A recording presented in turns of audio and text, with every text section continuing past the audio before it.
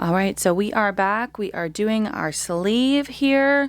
Where we left off on the body was we had knit the body and then worked the bottom of the sweater. That is all finished now. And now we're coming back to the top and we're going to go ahead and start picking up stitches in the underarm and working our way down the sleeve. Okay, so let's jump in.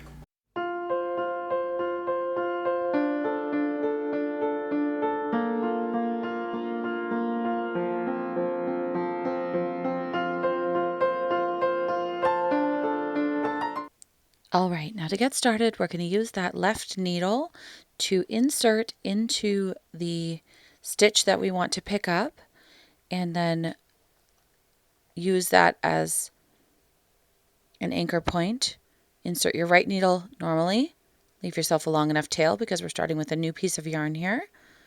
And then knit the stitch normally. Now I'm using a longer needle there on my left. We're going to actually incorporate that one into our knitting in a second, but for now we're just going to use it to be the left needle. Now I've seen other people do it with just the right needle, and that's absolutely possible.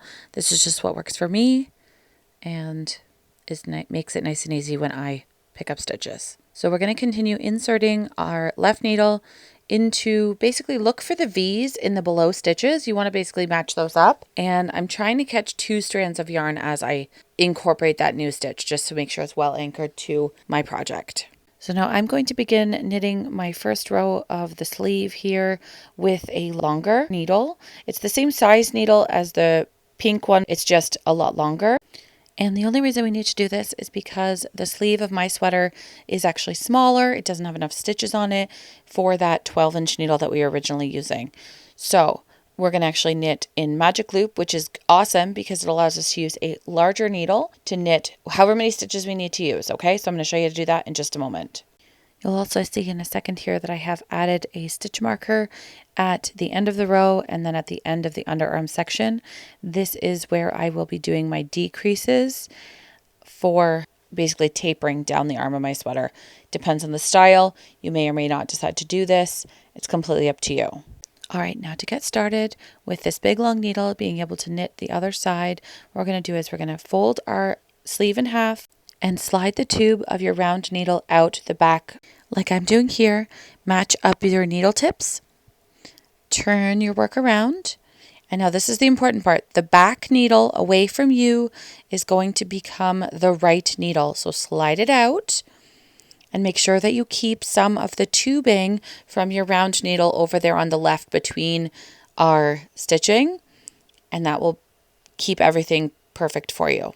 Okay, so now we have a loose needle on the right hand side we can bring around to begin knitting, and a bit of the tubing on the left hand side as well, so we can keep our stitches separated. Go ahead and start knitting that front needle, and then when we get around to the back, I'll show you this one more time.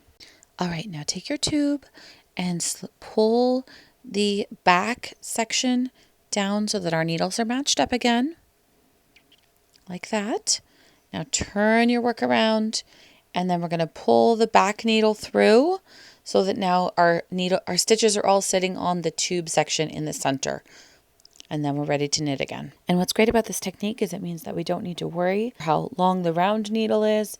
We can use any number of stitches like this. I am working on a pair of socks, knit in magic loop, 2 at a time. If you guys want to see any video like that, introducing a sock tutorial, we can absolutely do that. And this is a fun one as well, knitting them both at the same time.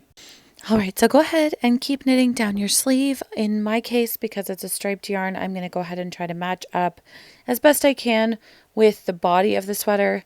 And then I actually needed a little bit more length, so I added some extra rows to the sleeve to keep my colors matched up, but not perfectly.